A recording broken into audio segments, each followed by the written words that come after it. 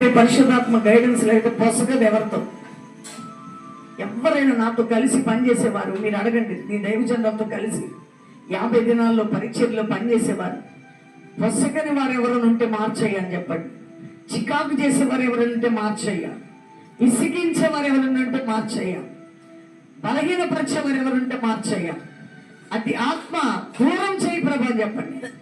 విసిగించే ఆత్మ, గలిబిలి చేసే ఆత్మ, గొడవ పెట్టించే ఆత్మ, చికాకు చేసే ఆత్మ, డిప్రెషన్ గా ఎప్పుడు చూసినా పోగొట్టుకున్నట్టు డిప్రెషన్ స్పిరిట్ బయటకు వెళ్ళిపోవాలని చెప్పండి. ప్రోత్సాహపరిచే నీ ఆత్మ కావాలయ్యా.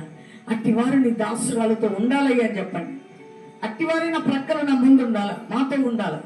అట్టివారే బెసలేరు కలిగి జ్ఞానం కలిగిన వారు కావాలి.